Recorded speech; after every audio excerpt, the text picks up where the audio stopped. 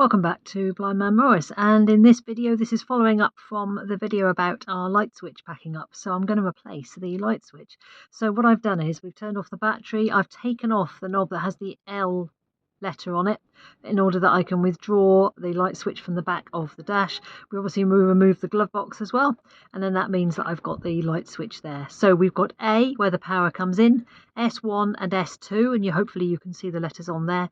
So I will take them off section by section. It's a flat bladed screwdriver, so I'll undo one section, put it on, attach it to the new one, and then once I've completed them all, hopefully the car will light up.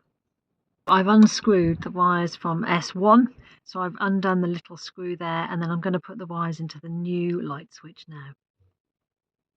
Okay, so I've done the A terminal. Now that one was completely seized, so I've cut the wire off it, and then I've joined it to the new light. So I cut it and then I stripped the end off. Quite difficult when they're really old wires, but I've stripped the end off and connected it to the new light switch. So now I should do the last one, which will be S2. Okay, so there you go. I have put the wires, so there you go, I've put all the wires back on. So you've got the power coming into A, and then you've got S1 with the red wires there and S2 with the blue wire there. So they're all in. I shall double check with the screwdriver one more time to make sure they're nice and tight, and then we shall put it back in and see if it works. Here we go.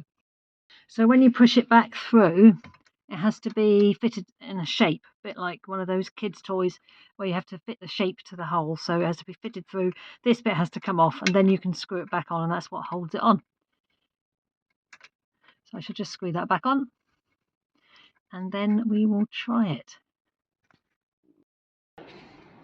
Okay, so there you go. There's side lights and headlights there, and I shall just go around the back. Yeah, that's full beam. Dip beam. Right, I'll just go around the back. Okay, and here's the rear lights. There we go.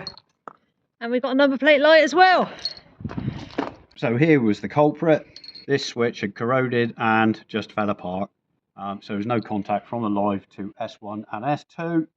So there's another job done, and all we've got to do now is go on to the next job, which is working on Gas Monkey and making sure the exhaust doesn't fall off. But we did use an old switch, didn't we? You found one in the end. I did, yeah. I forgot actually that we when we were at the show National last year, I saw one of these and it was £1, and I bought it for the knob at the end because you cannot buy these Bakelite L knobs anywhere. So I just bought the switch for the knob at the end because they do, as they get brittle, occasionally snap off.